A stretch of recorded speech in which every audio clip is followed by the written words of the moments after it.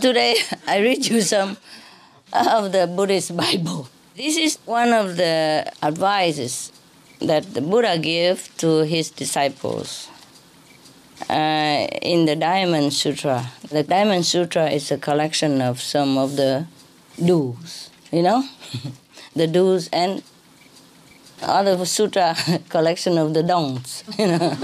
This is the do's.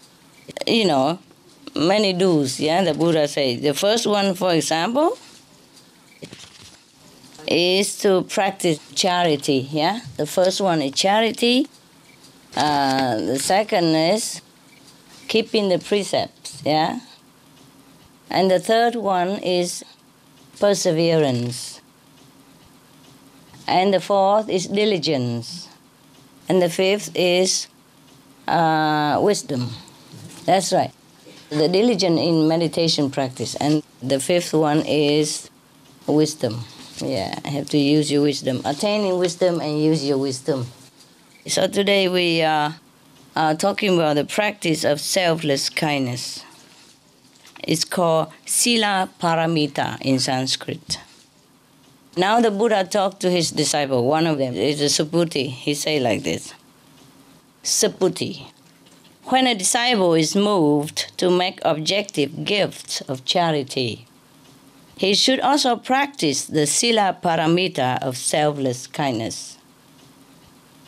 That is, he should remember that there is no arbitrary distinction between one's own self and the selfhood of others.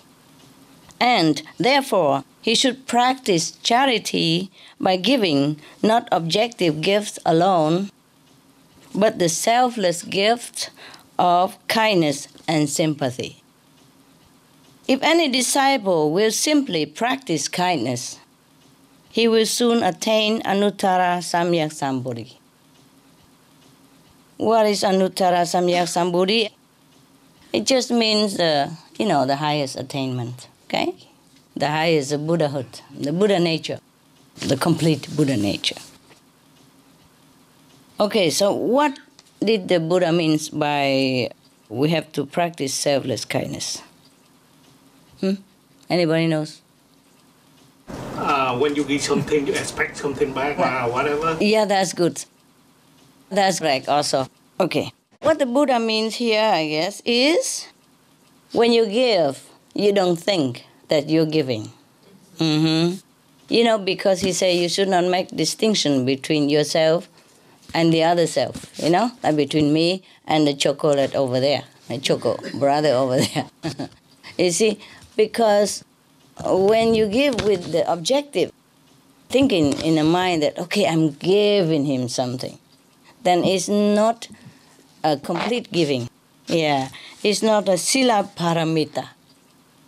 Sila Paramita means you give, but as if you give it to yourself. Like you drink water when you're thirsty, you eat when you're hungry. It's no big deal when you're giving yourself something to eat. Would you praise yourself like, oh, I am great. I'm giving myself a bottle of orange juice. I am giving myself some charity. No. That's why when we do something, we just do it. Because we feel the suffering of others. We feel the need of others. Therefore, we give. Just as when we need something, we give it to ourselves. So there's no big deal. There's nothing to talk about. We do what we can for ourselves, right? When we're hungry, we try to find something to eat, whatever we can find to eat, as long as it's good. Good for the body, And then when we're thirsty, we find something to drink, yes? Not alcohol, of course, Some liquid to drink, water, orange juice, something. So if we give to ourselves something to drink or to eat, we never think of anything. It's a natural thing to do. So similarly, when we give to somebody, it is just like that. That is what Sila Paramita means. Paramita means perfection, perfect, a perfect gift, a perfect charity. It is when you give without giving. Right. And now, because we have the Supreme Master television, every time we give something, they all know about it. Yeah. But it's not like purposely like we want to let people know. Okay, maybe we let people know, but it's not for boasting about it or for having a medal or some prize or something like that. No, it's just done like a reporting, yeah? And most of the things we give, many things we do are also not reported anyway, yeah, including the thing I do don't always get report. But the things are done officially, through the association members, then they just report it anyway. If anything we do alone or I do alone, we don't. We don't often report about it. Mostly don't report. Unless it's something special or it happened to be known. Okay. If we have to give officially and people know about it, then okay, let it be. If we give without official recognition, then it's also let it be. Both are paramita sila. It's not like we have to attach to one form or another and say, oh no, the Buddha say that sila paramita mean give without giving. Mean nobody should know about it, Also like in the Bible, Jesus say when you give with your right hand, don't let your left hand even know about it. Yes. So that means what? You give but like you did not give. Yes? You don't record it in your heart, in your mind, like, oh, I have given something and I grant, So this is what it means. Don't let the ego pop up with it. Because that is not a giving then, It is a showy act of charity, a showy act of theater, but it's not a real giving from the heart, yes. But nevertheless, we should not always hide the left hand from the right hand, Okay, whatever. If the left hand happen to know, then let it be known. And if the left hand doesn't know, then also doesn't know.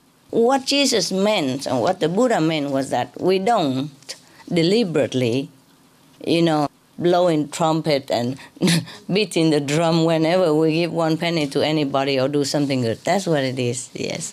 Just let it be, whatever. We're not attached to one form or another. Because the thing is, the Buddha say that when you give without giving, a perfect charity, then you have more merit than when you give with the knowing that you're giving. But this is just intellectual wrestling, When we attain this perfection of charitable quality, we just give. Yeah, we will not think, yes, I be recognized or not recognized. We couldn't care less, whether it will be known or not known. That is the perfection. Not deliberately also trying not to be known, and if somebody already print the newspaper, you go buy all the newspapers so that nobody else will read it about your charity act. No, we just let it be natural, Because we give without caring whatever result anyway. Yeah? Okay. So that is the perfect charity. That is sila paramita. That is the loving kindness, the selfless kindness that goes with the gift. Yes. Because if we give high-handedly, like, I give it to him, he needs me, or she's, desperate and I am in a position to give. Then maybe sometimes this kind of attitude is not very kind to the receiver, Maybe make him or her feel humble, humiliated. In a way, maybe they feel already humble, very grateful to you. But if we have this attitude, then it's not right. Yes. We should give with a very humble attitude as well, As if we are not giving. As if we give to ourselves, and there's no need to have this attitude making them feel that inferior to us, Like they have to take something handed out to them from us. That is what it means, yes. So we have to be kind when we give. Not just the material things that we hand out to them, but we have to give also with love and with a very natural, sympathetic attitude and kindness. As if we give it to ourselves. That's it. We give because we feel their suffering. We feel their need, as if we need it. As if at that moment we are the one who receive it. if at that moment we are the one who really needs that. Yes. Just like when you see your child hurt, you, your mother, feel like, even though you're not physically hurt, but your heart feel very, very painful, as if you yourself are hurt, and maybe even more so, because you would rather have it than the little child have pain. You rather take the pain or take the blame and take the hurt yourself. So this is the kind of attitude we should have when we see other people in need or in suffering. Similar like that. That is a true giving, with a heart like a mother to a child. Let's continue. The Buddha said, Subhuti, by what I have just said about kindness, the Tathagata does not mean that a disciple, when making gifts, should hold in his mind any arbitrary conceptions about kindness. For kindness, after all, is only a word, and charity should be spontaneous and selfless. See? Yeah, see what I said? Look like I know what the Buddha was going to tell. I did not read that before. Okay, now, it is exactly like that, Because when we give and still thinking I am kind, or that I should be kind, or I should be selfless, I should be spontaneous, then it's not spontaneous, it's not kind anymore. It's just natural. Just as we breathe in the air, that should be our attitude when we're doing something good to others, yeah? It's like we need air to breathe, yeah? So we just breathe naturally. We don't think that we are being kind to ourselves. So when we give to someone else, it should be like that. The Lord Buddha continues, Subhuti, if any disciple heap together the 7 treasures, forming an elevation as high as Mount Sumeru, and as many Mount Sumerus as there are in the 3,000 great universe, and bestow them in charity, his merit would be less than what would accrue to the disciple who simply observed and studied these scriptures and in the kindness of his heart explained it to others. The later disciple would accumulate greater blessing and merit in comparison of 100 to 1, yes, of 100,000 myriads to 1. Nothing can be compared with it. No wonder everybody study, the Diamond Sutra every day. Namo da da da da. Yeah. Of course, it's nice. It's good to study the ancient scripture of the Buddha or any wise master. But the best is to practice it. You see what I mean? So the Buddha mean, even if you give in charity on material things, amounted to countless of mountains. Sumeru is a very big mountain in India. So even if you give so much charity, so much material things, as many as, countless mountains in the whole universes, not just in this world only. And his merit is even less than somebody who studied this sutra, this Diamond Sutra, and explain it to others.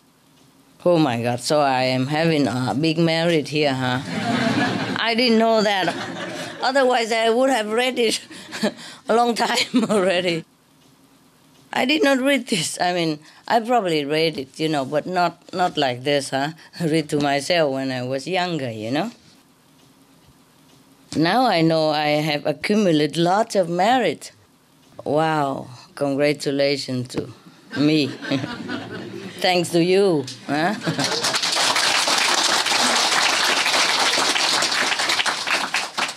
Wow.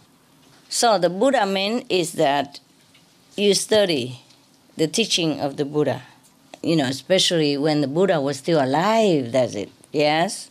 And then use it and practice it, yes, of course. And even explain it to others, yeah? Telling them to practice likewise. and that's how the merit will be multiplied. Wow. Yes. Actually, the Buddha has always said that of all the charity, giving the true teaching is the best charity of all. Yes. But we have to make sure that we understand it. You see what I mean? Yeah. Not that we misleading others who without us would probably understood better.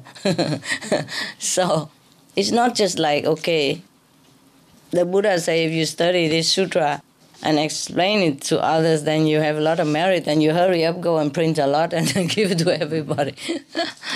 Okay, now, what he meant is when somebody observe and study this sutra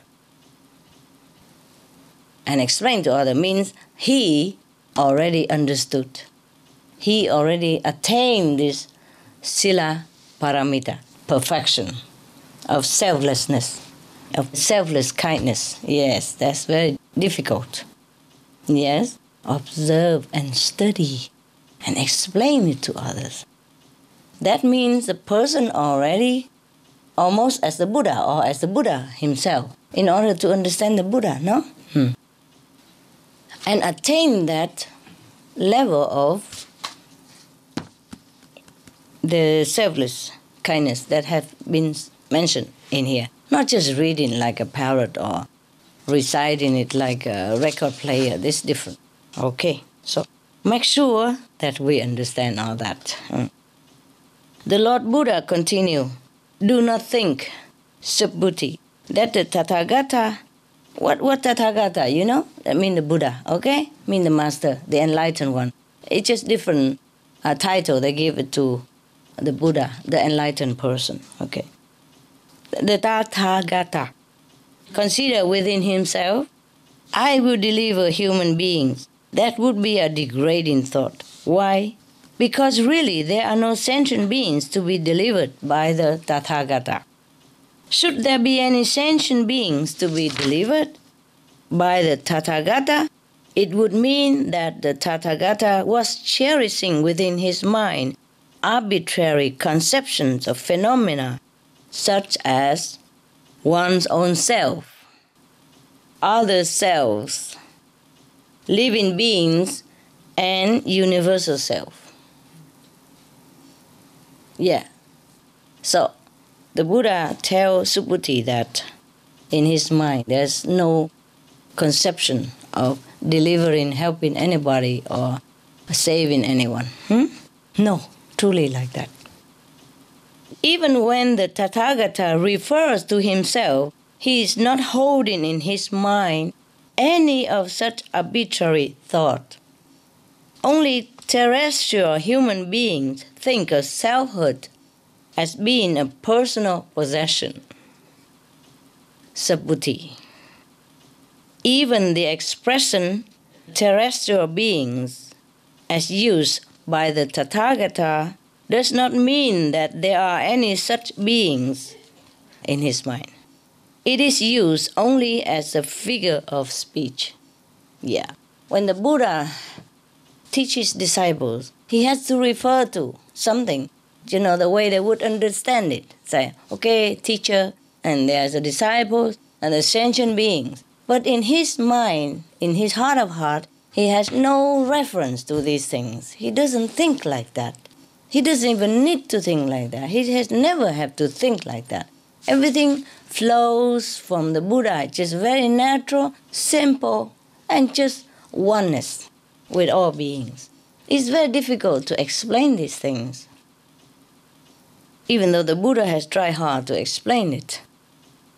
But I'm not sure many people will understand that. Because you have to attain this level of understanding, of oneness, the level of the Buddha, then we will understand what he means. Yes. Just like Jesus, when somebody touched his garment and said, oh, the Lord has healed me. He said, your faith has healed you. Or my Father has done it. He has no mind, no ego, nothing to hold onto anything. any event, any phenomena, any miracle, any extraordinary things that happen here or in the whole universe anywhere, his mind is completely empty of such concepts that we thinking that it should be so, it should be that, should be this. Buddha never thought of anything. Everybody keeps saying the Buddha healed this person and Jesus healed that person, but the master would not have such concept in his heart. Maybe he say, okay, yes, but in his true heart, no such thing that he claimed to himself that he's a Buddha, he heals this person, he delivers that person. He doesn't think like that. None of these things happen in the Buddha's mind, in the enlightened person's mind. The Lord Buddha continued, Subhuti, if a disciple bestow as alms an abundance of the 7 treasures sufficient to fill as many worlds as there are grains of sand in the Ganges River. That's mucho. Boku. And if another disciple, having realized the principle of the egolessness of all things and thereby had attained perfect selflessness, the selfless disciple would have more blessing and merit than the one who merely practiced objective charity. Of course, we know that already, don't we? Yes. Okay, good. Oh, you're so smart. And why? The Buddha asked. Because Bodhisattva, Mahasattva do not look upon their blessing and merit as a private possession. See, 2 disciples, he said. One of them has lots and lots and lots of money and, possession, and give forever, like endless giving of material charitable deeds. And the other one attained the selflessness state of enlightenment. The second one has much more merit than that one who gives limitless treasure to all beings in the universe. Imagine that, huh? Yeah. Because, the one who gives and still thinking that he's giving. And nevertheless, it's still material things anyway. And the one who attained Buddhahood, that's completely much better. You see? Then he's liberated. And every conception about the difference between I and you all fell away. He attained oneness with all beings. Yes, he mastered the universal principle. He will then radiate blessing, love, power, merit, all kind of things that will be bestowed upon whoever connected with him.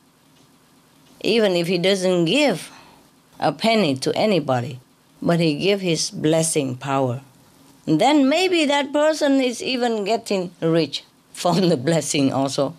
You see what I mean?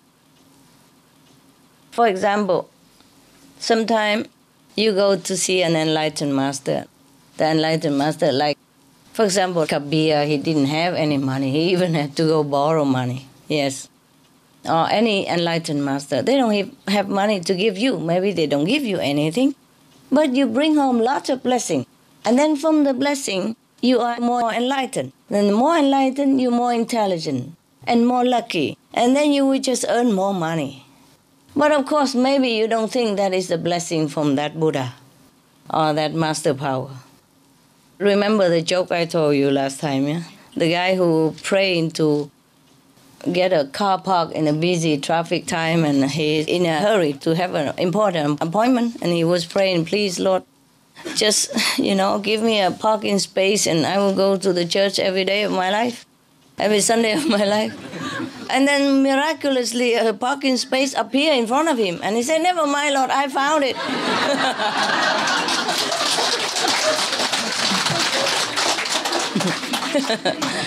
Don't worry, I did it myself, you know. This is typical, ne? It's typical. So this is the thing. So you see, an enlightened person gives a lot. Even if he doesn't give anything, he always gives a lot. Always, yes. Also the same, sometime I told you about the animals. They also bless his owner or whoever helped them. They bless also invisibly. And then you suddenly win a lotto, or you suddenly been promoted. And then you don't know why. You would never accredit it to an enlightened person or a saint that associate with you or with that very benevolent animal. Yes, you will not know it unless you have psychic power.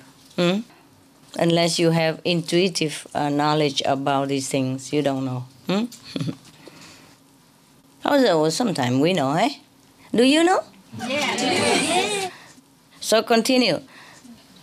Subhuti inquired with the Lord Buddha, what do the words Bodhisattva, Mahasattva do not look upon their blessing and merit as a private possession mean? Now he asks a question. So the Lord Buddha replied, as those blessing and merit have never been sought in any covetous spirit by Bodhisattva Mahasattvas, so by that same spirit they do not look upon them as a private possession, but as the common possession of all animate beings, of all sentient beings. Yeah, that is correct. A person who is already a saint, who is already attained sainthood of Buddhahood. Bodhisattva Mahasattva means great saint in Sanskrit. Okay. Now, a great saint would never pray for, any merit or any blessing or any possession in any case. So even if he has it, he would never care in the first place. So he considered that it's a common property for all to use. That's why if he has anything, he dispenses it freely. Because it's never his in any case. He never, ever wanted to acquire these things. And he never, ever considered that is of any importance to him anyways. Therefore, it's nothing. He has it or not have it, it's the same.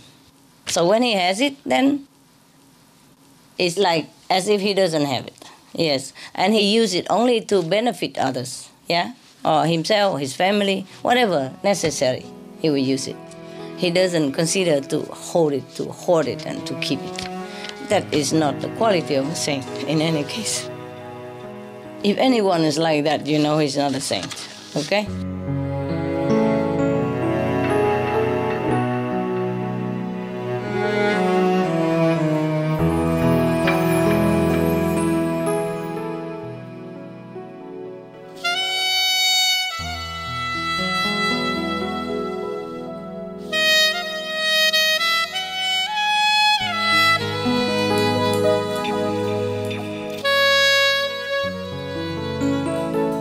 You have a choice to listen to the Buddha talking about meditation or just a simple story. Anybody like Buddha and meditation, right? And anybody like to listen to a story, also a moral story, raise hand. It's the same, right? It's the same. So, Buddha story. Buddha. The Buddha wins. This is one of the session in the Diamond Sutra. Buddha talks about a couple of things. First is charity, and then the second is keeping the precepts. And then the third one is about patience, endurance. And the fourth is about meditation. And the fifth is about wisdom. Everybody comfortable, yeah? House small but cozy, huh? You sit here is fine, right? It's also good to have a fireplace even. Need some fake wood over there, you see? Make it look like Canada, no? You feel at home now, no? You do. Okay. Well, maybe one day we can make a fire, hey? I don't know how, actually. It look like maybe by gas, and then they make it glowing, look like real fire, but I don't think it's a real fire. Maybe it's not a real chimney at all. It's just for show. I like chimney, I like fireplace and all that, but nowadays, no time, you know. Did you see the news today? Flying news? There was a very beautiful news today. As a European Union Parliament, they endorse kind of meatless diet. Wow, yeah, I have to tell you.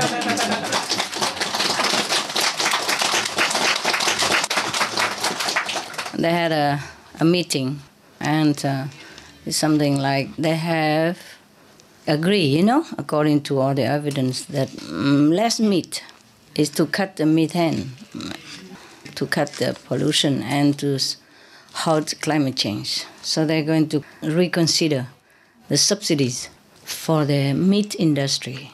Before, they always give the subsidies to meat industry. You know that, don't you? Otherwise, the hamburger, instead of $1, it would cost $30 or something like that. Yes. All your tax money going to that hamburger or beef burger. That's why it's so cheap. Don't you ever wonder why it's so cheap? Subsidized. Yeah, subsidies from the government. And where does the government have money? Your pocket. Yeah, tax, yes.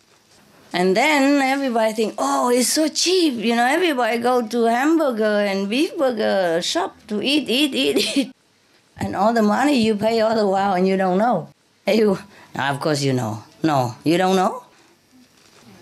Not really. Not really? Okay, all right. You're eating your money. It's not hamburger that you're eating, it's your money. And then everybody think, wow, so cheap, you know, all these fast food chains, so cheap. And everybody likes it because it's cheap. But it's not cheap. First, they came from subsidies, yeah, which is your pocket money, or your parents' pocket money, or your grandparents, or whatever, yeah, continue. And then later, after you eat all that, you get sick also, and then also your money again. Go hospital, eh? Either free in the hospital or not free is the same. Free, then it's from your tax. Not free, from your pocket. Both of them came from your pocket. Wow, you know everything now. Oh, so when I saw that news, wow, I jumped around like a kid. I laugh and cry at the same time.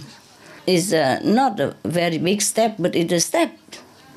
I can't believe we live to see that day, you know. I mean, European Parliament is a big, powerful institution, right? It's not just you and I. I was so happy, I laugh and cry, and then like a child, you know, jump around. I was so happy, and then my dogs were so worried. They come around me, hang around me, jump around me also, and kissing me all over. They were like crying with me. They were crying because they saw me crying. I was so happy. So I had to tell them, no, don't worry. I'm just happy, everything okay, I'm happy, you know, because they were so worried. They all jump around and crying and, you know, whining, you know, and licking me all over. Oh, I'm drool all over, you know. I said, no, I'm just happy, don't worry. And then they all calmed down, you know. They never saw me like that, I guess. Yeah, now and again we have some good news, eh? It's worth to be happy about. Every day we have good news and some news to motivate you to work for the world. So you should watch it. Okay, let's talk about the Buddha's wisdom here. In the Diamond Sutra, one section of it, the Buddha talked about dhyana paramita, mean the great practice of meditation, the real meditation. Here, when you meditate, it's not real. You understand me? I'm talking about the Buddha's meditation. Okay, then Subhuti. Subhuti is one of Buddha's great disciples. Nah? So when he asks something, there is something meaningful to us. So here, Subhuti inquired the Lord Buddha, saying that, suppose a good pious disciple, either man or woman, having begun the practice of attaining Anuttara Samyak Sambodhi, how is he or she to keep his mind tranquil? How is he to wholly subdue his wandering thoughts and craving desires? You all want to know this, right? Yeah. Okay, so the Lord Buddha replied to Subhuti.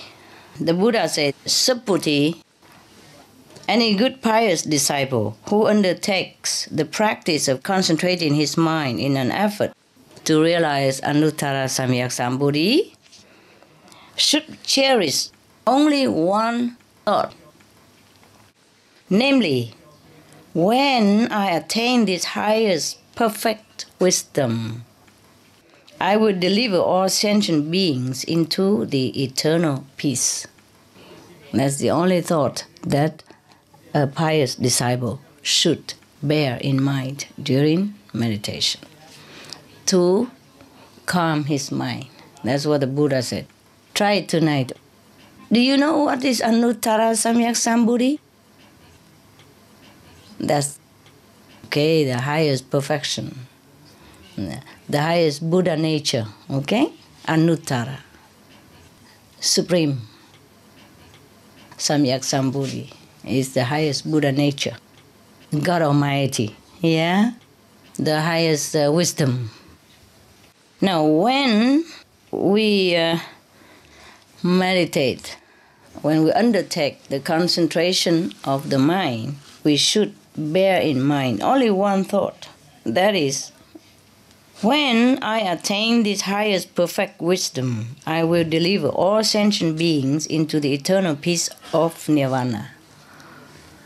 Eternal peace of Nirvana, paradise, the highest paradise. Okay, now, can we do that?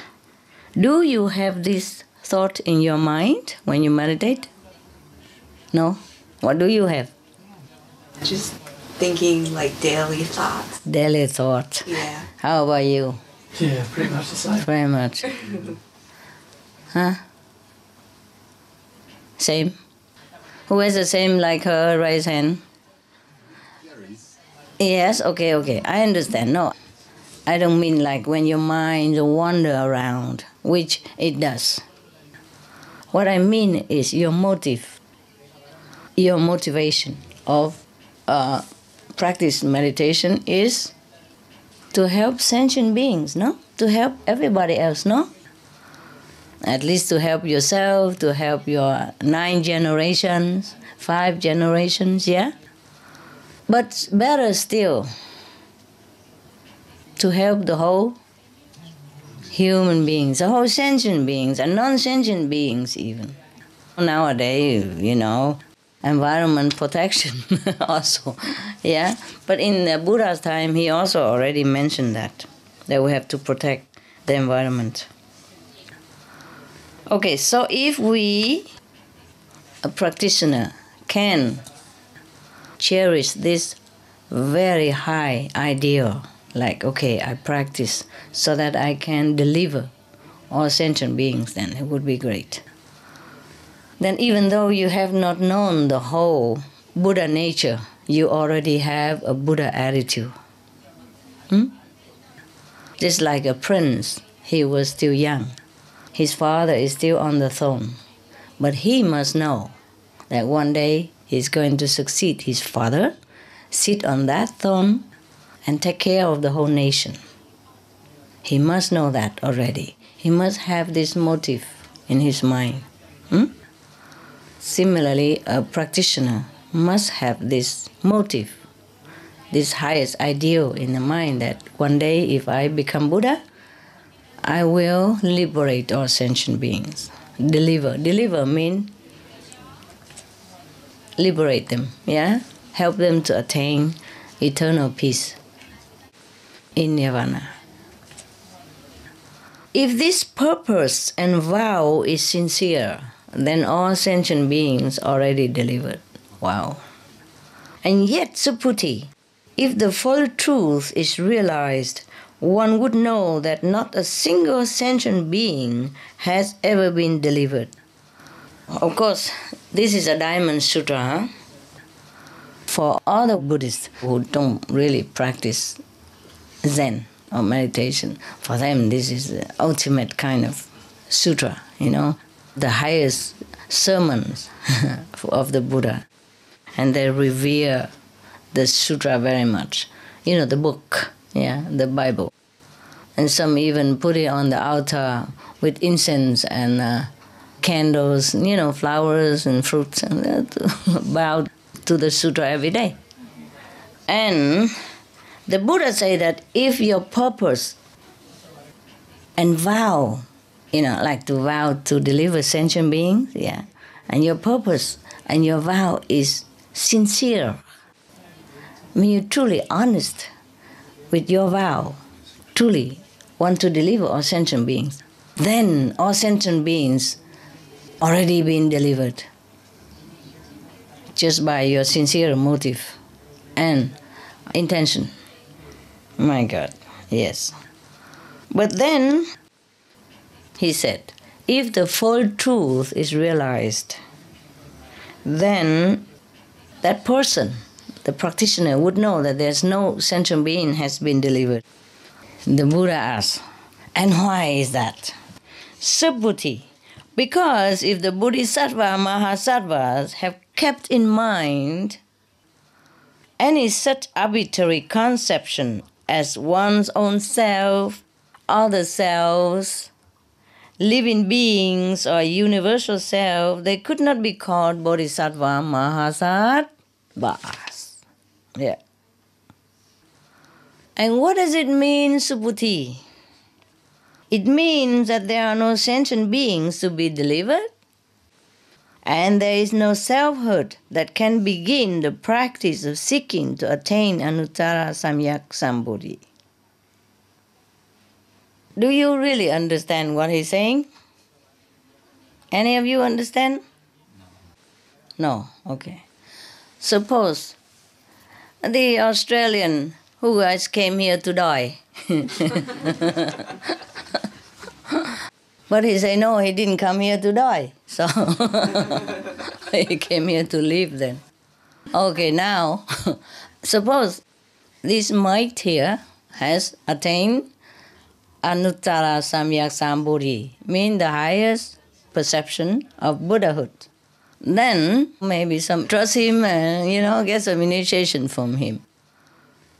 And then they were sitting there and seeing him with his manifestation, Buddha body and all that, and seeing the Australian mate, taking him to the Buddha's land and visiting this and that and others. At the same time, do you think this Australian Buddha would think the same way like his disciple do? Yes or no? No. Okay, you got a little bit. But why no? Is he dead or deaf or blind, dumb, something? Why didn't he know what his disciples know? Tell me, anybody know? Because he knows that the disciple can be enlightened by himself or themselves. And the disciple thinks is he that enlightened them. No. It's not that. No. Okay. You understand something, but it's not that, of course. It's not that. What it means is that when you have attained Buddhahood, you have no more ego like the way we have in the human life. You see what I mean? Like, okay, I do this, I do that. Yes? I enlighten him, I enlighten her. But when you have become Buddha, you don't have this I anymore. Yes? So you don't have any registration like office. It's like in center here we have a registration office. Everybody come, and put their name on and say, okay, I have come today, I go tomorrow. So in the Buddha's mind, there's no sentient beings come and go through the wavelength of his existence. Even if they come and go, he is one with all of them. That's why he can suffer with them and they can be happy with them. But nevertheless, it doesn't have him and doesn't have them. It is very difficult for you to understand if you have not reached that level. That's why Lao Tzu say the wisest one is like the ignorant one. The reason is the ignorant also doesn't know what's going on with the neighbors. Yes? And the Buddha has no more ego to register what's going on with the neighbor. But through him and by him, everything happens. But he doesn't have the ego to say, I am the Buddha, I have made such and such miracles, and I have so much light around me, and I am going to give him enlightenment. Although he does that, but he never ever have the conception in the mind that I do this, I do that. Do you understand?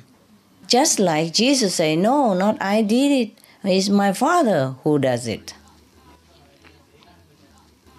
Because he doesn't have any ego at all. It's very difficult for everybody to understand why somebody does something but not know about it and not registered about it and not take credit for it and not claiming that I did it. Do you understand me? But the Buddhas are like that. Christ are like that. The prophets are like that.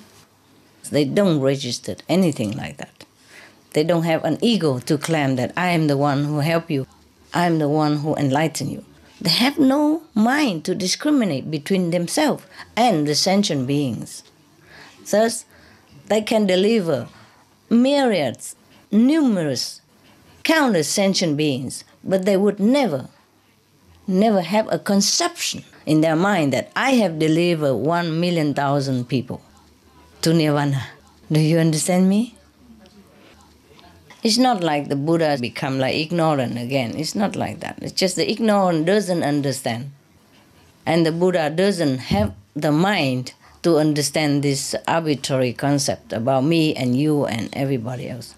Of course, when he was sitting here talking, for example, to the multitude, then he would say, okay, I and you. But that is just the physical level. In the other levels, he does myriads of things, incredible things. But all the while, his mind never claims that he does it. Because there's no more frontier between himself and others anymore in that kind of level of consciousness. Understand, yeah? Okay, good. That's why it is very difficult to understand from the intellectual point of view what the Buddha is saying here, unless you have become a Buddha. Even I have explained to you, but this is still in the intellectual levels. It's not the real experience that you have experienced. You see what I mean? All right. Okay. Some of you have experienced miracles, yes? And you always thank me. Okay, Master, thank you for saving my life, thank you for stopping the accidents, thank you for breaking the car in time, etc., etc. Yes? But I don't have anything to register these things. So if you tell me, then it's the first time that my mind would know about it. My brain would hear about it. Do you understand me? Yes. Because whatever has been done is been done in a different level. It's not at the level of the intellect. is not a level of the brain that the brain can understand and register. Just like yesterday I went shopping, today I drive a car, and then yesterday I go home. It's not like that. This is a function only of the brain.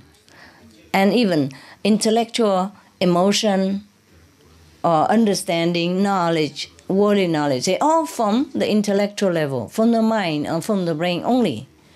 Everything else the mind cannot understand. The mind cannot register. And the Buddha levels, the Buddhas, Christ, the Prophet Muhammad, for example, Guru Nanak, the Jain master, they operate on that level. Above the mind, above the intellect, above the brain. Therefore, they never claim. You see? Because who is claiming? The ego that claims. The brain that registers something that you have done and then say, I have done it. I've eaten a candy or something. Then the brain would know it, would register it. Yeah? The taste would tell the brain, okay, she's having a candy. Or she's eating a pizza. Or she's drinking a water or something. But above the level of that, no mind can understand. No mind ever reach. Therefore, the Buddha delivered countless sentient beings. But there's no sentient beings delivered because of that. Because no registration. Yes? In this level of the physical body. Yes. That's what it is. At least you understand, no? Therefore, if you are initiated, we are working from a different level. Do you understand me? So whenever we are in this physical body and you ask me, okay, Master, give me some blessed food, bless my wisdom eyes or do something for me. I say, okay. Okay, I try to do that. But even when I do that, I don't have the notion that I'm doing it for you, okay? And you are the one who probably will receive it. But then if it's physical, then you can know it, yeah? For example, okay, you say, okay, Master, please heal my hand, is broken. Then tomorrow it's not broken anymore, then you will feel, okay, Master has done it. But something else, if it's not physical, then even if you perceive it, then you have to be on another level to perceive it. Otherwise you don't know. Yes. So the Buddha continued to say, Saputi, what do you think? When the Tathagata was with Buddha Dipankara, did he have any such arbitrary conception of the Dharma as would warrant him in seeking to attain Anuttara Samyak Sambodhi intuitively? So Saputi say, no. No, blessed Lord, as I understand what thou hast said to us, when the Lord Buddha was with another Buddha, Dipankara, he has no such arbitrary conception of the Dharma as would warrant him in seeking to attain Anuttara Samyak Sambodhi intuitively. Now, even intuition is in the realm of psychology. The sixth sense. The sixth sense is still a sense. All right. So sometimes we say, oh, I feel like Master have helped me yesterday. I feel she was there. But that is still only intuition. You see? To be able to really see the Buddha operate, in the Buddha's level, you have to be higher than intuition even in order to understand or to see. But then, above all that level, you won't see anymore. Because the mind is not there to see. The brain is not there to perceive. You see? And in the soulic level, we are almost like identical, one with each other. So there's no, I do it for you. Yeah? You receive things from me. We are kind of one. We do it, we are individual. We are not like merging with each other and disappear, all in one lump. It's not like that.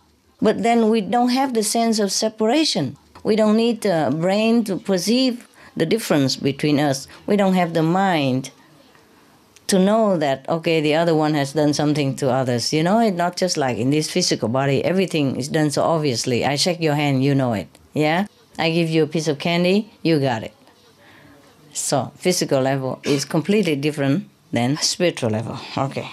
So when the Buddha was with another Buddha here, probably when he was learning, the Buddha was talking about when he was a disciple of another Buddha, when he wasn't a Buddha yet.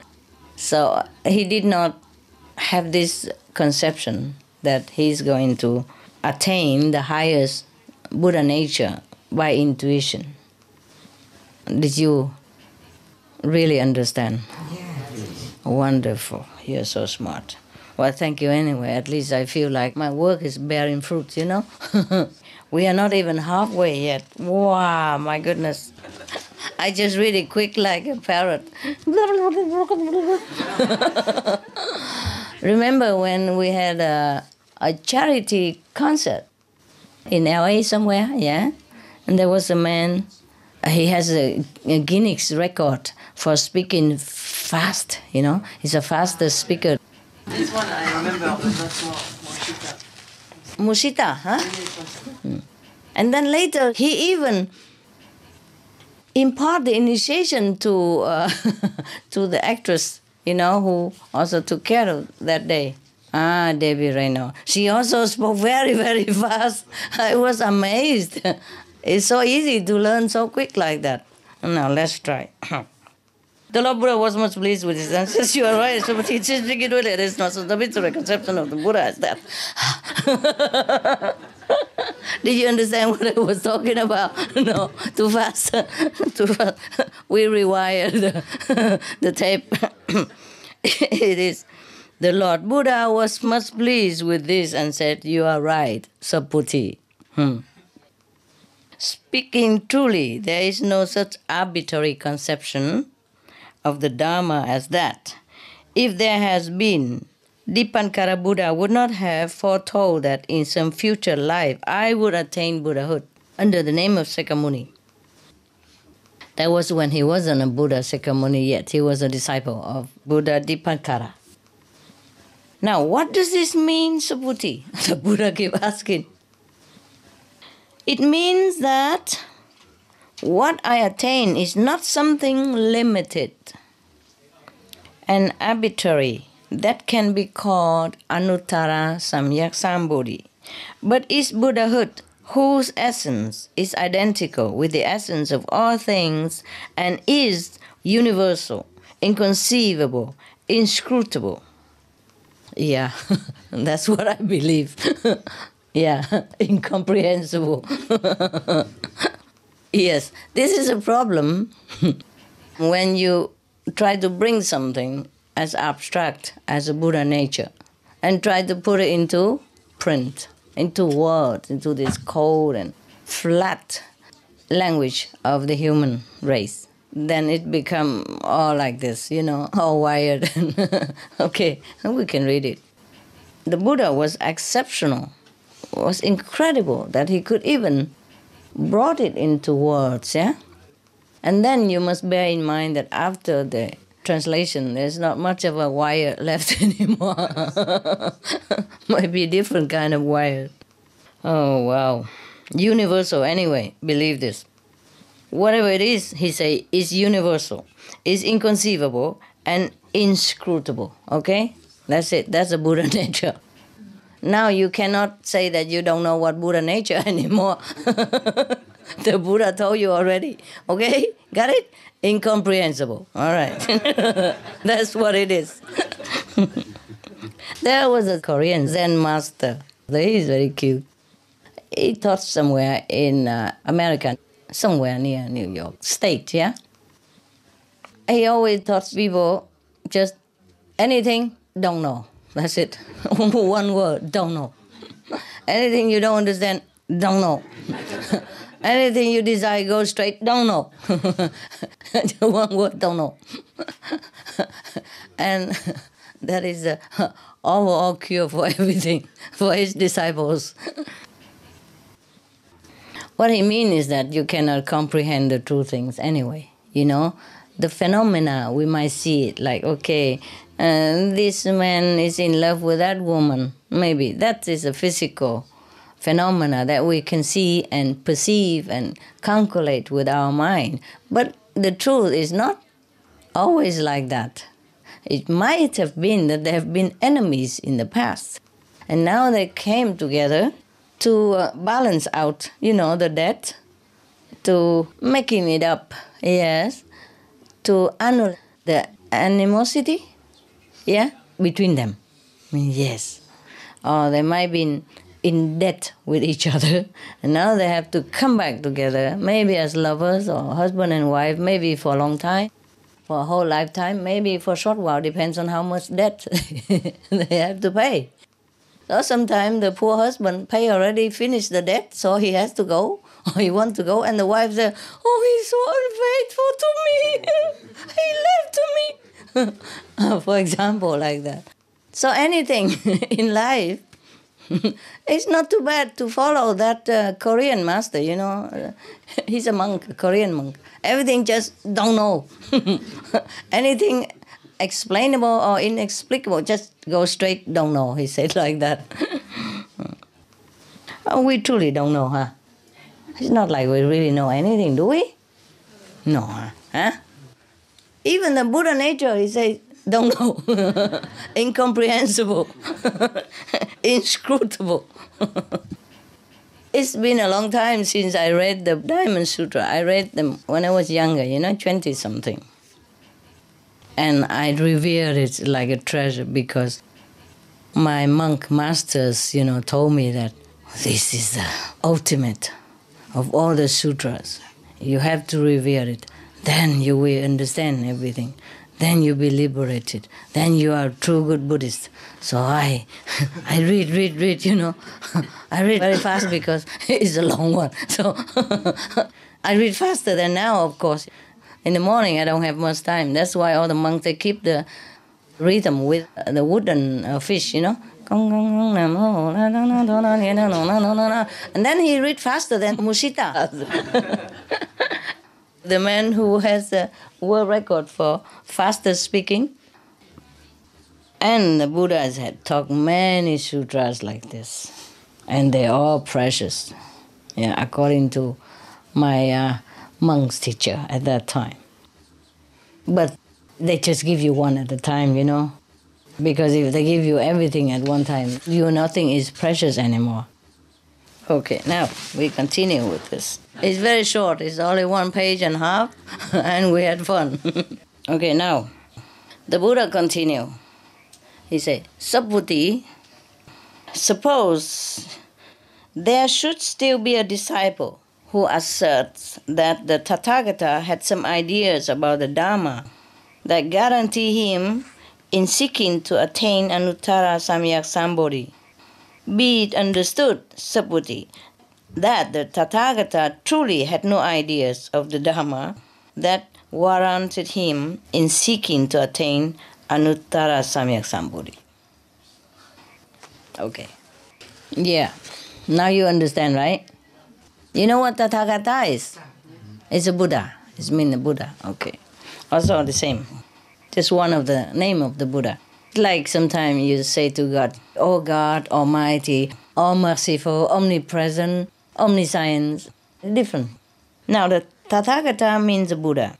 If even somebody, some disciples of the Buddha proclaim that, the Buddha has a method, of enlightenment, just like we say Kuan Yin method, for example. And the Buddha know exactly that is a method. Well, it's just a way of saying. But there is no method, is there? Yeah? When you sit in initiation, did I tell you any method? No, there's no. Truly no. So even if we have to say like that, we say, okay, I have a Kuan Yin method for you, then you can become enlightened. But it's not like a mathematic, 2 and 2 make 4, and then you become a Buddha, that is 6, It's not like that. It's truly not like that. Similarly, in Buddhahood or anything else, it's like that. It is something that is not for the mind to even understand. So during the initiation, we just sit together, Or I don't even sit with you. I sit at home. Maybe I was cooking for Supreme Master Television at that time even. Yes. So it's not like, okay, I have a true method that is written black and white that will guarantee you to be enlightened. But you get enlightenment all the same. But meanwhile, there's truly no method. We say Kuan method, but there's no method, is there? Huh? Yes. It is just universal power that is working between us, yes, working within us. Once we agree to tune back into ourselves, then the universal power will work through the Master, or the Buddha, or the Christ, or the Prophet, for example. That's it. The whole thing is similar, like, okay, there's no conception about Buddhahood. There's no conception about attainment, enlightenment, and all that stuff. Not the conception that we can explain in the worldly language. That's what he meant. Not the conception that the people think in their mind that the human race think, okay, enlightenment is like that. Enlightenment has to be like this. The Buddha nature is like that. It's absolutely no and no and no. That's why after the Buddha spoke for many years, many decades, and he asked his disciple, did I ever say anything? I say, no, the Buddha didn't say anything. And so many sutras, incomprehensible sutra, yet he said he didn't say anything. Because the Buddha really did not say anything. The Buddha did not say anything. But Sakyamuni said something. The Buddha nature doesn't need to say anything to any Buddha nature. But the mind needs to listen. So Buddha probably explained this to the disciples' mind to appease their inquisitiveness, to calm their mind, to make them understand a little bit intellectually so that they leave the soul alone, and then we can enter ourselves, remember ourselves again, and be ourselves again inside, without the hindrance of the mind, without trouble of the brain. Okay. I really worship whoever translates this, because he must have been having trouble with the Sanskrit term and the English term and all this incomprehensible Buddha nature in here. And he can translate it. It's incredible already. And sometimes they don't even translate this directly from the Buddha Sanskrit, from the original. They translate it maybe from Sri Lankan language, or maybe from Chinese, or maybe from Vietnamese or Korean or Japanese even, from the many generations. Subhuti, the Buddha continued. The Buddhahood to which the Tathagata attained is both the same as Anuttara Samyak Sambodhi and not the same. The same and not the same. Like, I am me and yet I'm not me. Cool. This is truly like a koan, You cannot tell people that you don't practice Zen here, We are very Zen right here. The same but not the same. This is only another way of saying that the phenomena of all things is of one suchness with Buddhahood and Anuttara Samyak Sambodhi, and that it is neither reality nor unreality, but abides together with all phenomena in emptiness and silence. Inconceivable and inscrutable again. Wow. Okay. In that case, we don't bother, It's inconceivable. Why bother? After all, it's inconceivable. Subhuti, that is why I say that the Dharma of all things can never be embraced within any arbitrary conception of phenomena, however universal that conception may be. That is why it is called the Dharma, and why there is no such thing as the Dharma. Wow, there we are. Okay, So whatever it is not it. Okay? Now we got it. Okay? Whatever we got it is not it. Right. Wonderful. That's why it's called diamonds. Wow. So the Buddha say that everything has the same essence, in this essence. It's either not reality or unreality, but abide together with all phenomena. All phenomena mean all things that's created, all their creation. In emptiness and silence. Plain language is that we all have that essence within us. Yeah? And that essence is quiet. It doesn't even talk. Just abide in emptiness and silence within us. Yes. There's nowhere that essence is holding on to. So you can only say that it abides in emptiness and in absolute silence. If that essence were to be so loud every day, talking to us all the while, then what would we do? You see what I mean? The Buddha nature. Just abide within all things, but all quietly. Without any attachment to anything. Therefore, we do not understand it. Therefore, we do not see it. Therefore, we cannot perceive it. But we can perceive it in silence also and in emptiness. We have to also become emptiness. We have to also become silence in order to perceive the things that abides in the emptiness and in silence. That's why we meditate in silence.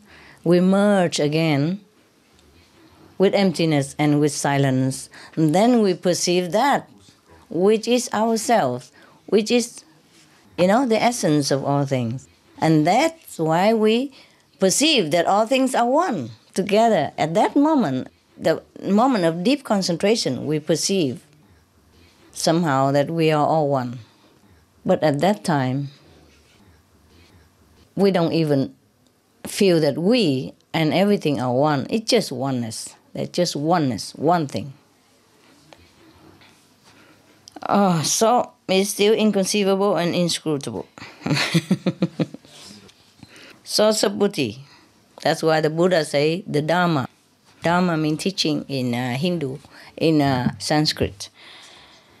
The Dharma of all things, the essence of all things, the true essence, the true teaching, the true name of all things cannot be embraced.